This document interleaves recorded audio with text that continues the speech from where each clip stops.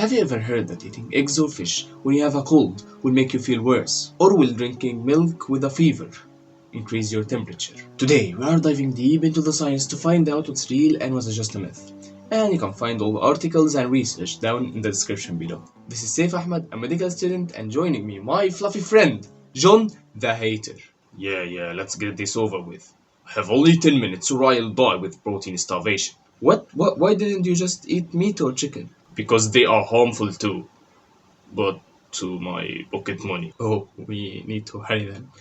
Let's start with a quick explanation of what's a cold or flu. It is a type of disease caused by different families of viruses that affect the upper part of our respiratory system. The most common virus is the rhinovirus, which has many subtypes and changes its forms frequently, making it difficult to create an effective vaccine. It's mainly transmitted by touching a surface where the virus is present, and then putting your hand on your mouth, nose, or ears. The symptoms you get from it are mainly from your immune system, such as increasing your body temperature to reduce the multiplication of the virus, or a runny nose to trap as many viruses as possible and prevent them from entering your body. I am starving. Don't worry, let's start with eggs. A very nutritious food. One large boiled egg contains 72 calories and 6 grams of protein, with all 9 essential amino acids that the body can't make on its own, along with phosphorus, selenium, vitamins, and good cholesterol, HDL. Now, doesn't it have any effect on the cold symptoms? Well, it can cause other problems that I'm going to mention, but no, there isn't a single research even suggesting that the eggs can increase the symptoms of a cold or flu. On the contrary, big websites like WebMed and Harvard Public Health emphasize the importance of eating protein when you have a cold. And some mention eggs by name, proving that this is just a myth and eggs will do you good during a cold. Yeah, right, but aren't there vaccines that ask you about eggs before you get them? Yes, some vaccines will ask if you are allergic to eggs, such as the yellow fever vaccine because it contains eggs in its composition. Logical argument. Can those beautiful, cheap eggs be even harmful? Well, the only case in which there is a disagreement among scientists is the people that are at high risk of heart diseases and are afraid of increasing their cholesterol intake. You'll find a research saying that up to 2 eggs per day can have a bigger effect on the good cholesterol HDL than its effect on the bad cholesterol LDL. But some big websites like WebMed and the New Zealand Health Foundation will tell you to limit the eggs you eat per week to 6 eggs for those who are at high risk of heart disease. And another final research done on Italian adults tells you that even the recommended 4 eggs per week is dangerous.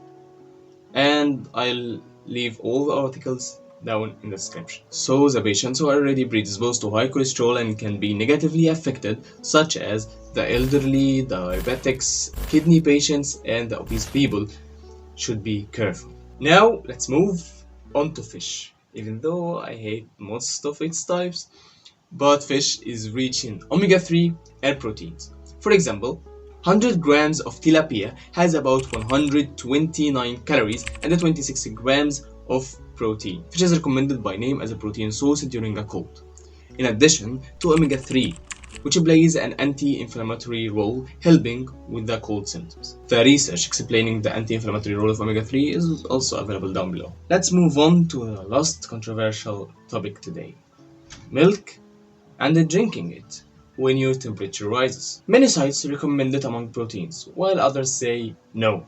Who is right? Milk and milk products are the cause of the controversy. But first of all, a 200 glass of milk, besides being rich in calcium and many other minerals, contains about 87 calories and 7 grams of protein. However, the main cause of the controversy is lactose sugar. As a children, we make an enzyme called lactase to break it down and absorb it. But as we get older, we stop making that enzyme. So we won't be able to break it down or absorb it. And anything that is not absorbed by our GIT, what happens to it? The body wants to get rid of it somehow? Exactly, so it causes diarrhea and some other GIT symptoms, such as feeling that your stomach is bloated. But in some people, according to research, the consumption of lactose causes the growth of bacteria in the colon, which can break it down, which is one of the reasons why we can have different symptoms when we drink milk, or we don't have them at all. Wait, no, that's not the only issue. It increases the production of mucus. Yeah, that has been said in some articles, but newer research says that no. That's just a sensation when milk mixes with saliva, not something that really happens. Therefore, milk is very useful. But keep in mind that when you are tired, you need every single liter of fluid in your body. So, if you get diarrhea from drinking milk or any other digestive symptoms, stay away from it, especially during illness. In the end, I remind you to eat food that contain vitamins that can improve your immunity, such as vitamin C. But be careful not to increase the acidity because your throat is usually already inflamed during a cold. Eggs are a great source of protein and won't make your cold symptoms worse. Fish rich in omega-3, which aid in reducing the inflammation and helping you to recover, besides being a great source of protein.